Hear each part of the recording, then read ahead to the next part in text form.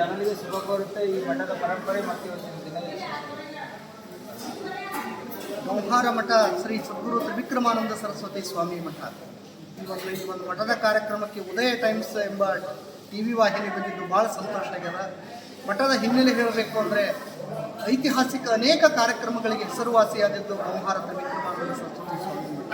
ಇವತ್ತು ಶಿವರಾತ್ರಿ. ಗಂಹಾರ ಮಠಕ್ಕೆ ಶಿವರಾತ್ರಿ ಹೊಸದಲ್ಲ, ಹಿಂದೆ ಶಿವಸತ್ರ ಮಾಡಿದಂಥವರು ಪರಮ ಪೂಜ್ಯರು. ಶಿವಸತ್ರ ಹೇಗಿತ್ತು ಅಂದರೆ ಎಲ್ಲವೂ ಶಿವಮಯವಾಗಿತ್ತು. ಇಹಲೋಕದಲ್ಲೊಮ್ಮೆ ತೆರೆದುಕೊಳ್ಳುವ ಶಿವಲೋಕ ಅನ್ನುವಂಥ ವಿಷಯವನ್ನು ಪರಮ ಪೂಜ್ಯರು ಮಾಡಿದರು. ಎಲ್ಲವೂ ಶಿವಮಯ ಅಂದರೆ ಆ ಕಾರ್ಯಕ್ರಮದ ವೇದಿಕೆ ತಾಂಡವ ವೇದಿಕೆಯ ಮೇಲೆ ಶಿವಸತ್ರ ಆಗಿತ್ತು. ಅಷ್ಟೇ ಅಲ್ಲ, ಪರಮ ಪೂಜ್ಯರು ಶಿವನ ಆರಾಧಕರು. ಅಂದರೆ ಯಾವ ರೀತಿ ಅಂದರೆ ಮುಂದಾದ ನಂತರ 2008ರಲ್ಲಿ ಶಿವಸತ್ರ ಆದರೆ 2011ರಲ್ಲಿ ಪರಮ ಪೂಜ್ಯ ಸೋಪಾನಾಥ ಮಹಾಸ್ವಾಮಿಗಳು ಇದೇ ಗಂಹಾರದ ಈ ಮಠದಲ್ಲೇ ಜಗತ್ತು ಕಂಡು ಕೇಳರಿಯದಂಥ ಕೋಟಿ ಬಿಲ್ವ ಕಾರ್ಯಕ್ರಮ ಆಯೋಜನೆಗೊಂಡಿತ್ತು. ಇದರ ಅರ್ಥ ಏನು ಅಂದರೆ ಶ್ರೀಮಠ ಯಾವತ್ತೂ ಕೂಡ ಶಿವನಿಗಾಗಿ ಸಮರ್ಪಿತವಾದಂಥ ಅನೇಕ ಕಾರ್ಯಕ್ರಮಗಳು ಪ್ರತಿ ವರ್ಷವೂ ಕೂಡ ಮಾಡ್ತಾ ಬಂದಿದೆ.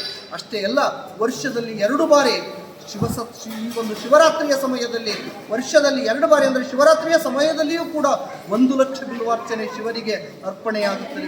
1 ಬಿಲ್ವಪತ್ರಿ ತ್ರಿದಳಂ ತ್ರಿಗುಣಾಕಾರಂ ತ್ರಿನೇತ್ರಂಚ ಕ್ರಿಯಾಯುಧಂ ತ್ರಿಜನ್ಮ ಪಾಪ ಸಂಹಾರಂ ಏಕ ಬಿಲ್ವಂ ಶಿವಾರ್ಪಣಂ ಭಕ್ತ.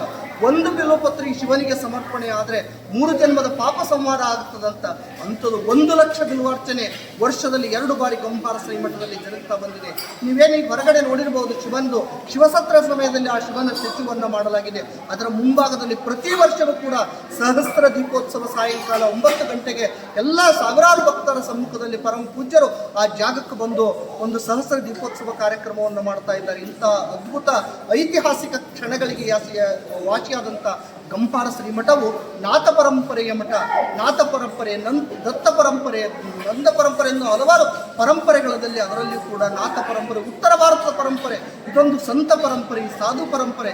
ಇಂಥ ಪರಂಪರೆಯನ್ನು ಅವಿಚ್ಛಿನ್ನವಾಗಿ ನಡೆಸಿಕೊಂಡು ಬಂದಂಥ ಪರಮ ಪೂಜ್ಯರೆಲ್ಲರಿಗೂ ಕೂಡ ಈ ಸಂದರ್ಭದಲ್ಲಿ ನಮಿಸುತ್ತಾ ಪರಮ ಪೂಜ್ಯ ಸೋಪಾನಾಥ ಮಹಾಸ್ವಾಮಿಗಳ ಆಶೀರ್ವಾದ ಕೂಡ ಈ ಚಾನಲ್ ಮೇಲೆ ಇರಲಿ, ಈ ಚಾನಲ್ ಉನ್ನತಕ್ಕೆ ಏರಲಿ ಅನ್ನೋದು ಕೂಡ ಈ ಸಂದರ್ಭದಲ್ಲಿ ಪೂಜ್ಯ ಶ್ರೀ ವಿದ್ಯಾವಿಹಾರಿ ಜೋಶಿ ಗುರುಗಳ ಒಂದು ಸಾನ್ನಿಧ್ಯದಲ್ಲಿ ಕೂಡ ಈ ಒಂದು ಚಾನಲ್ ಉತ್ಕೃಷ್ಟ ಏರಲಿ ಅನ್ನುವಂಥದ್ದು ಈ ಸಂದರ್ಭದಲ್ಲಿ ಶುಭ ಹಾರೈಸ್ತಾ ಇದ್ದೀನಿ.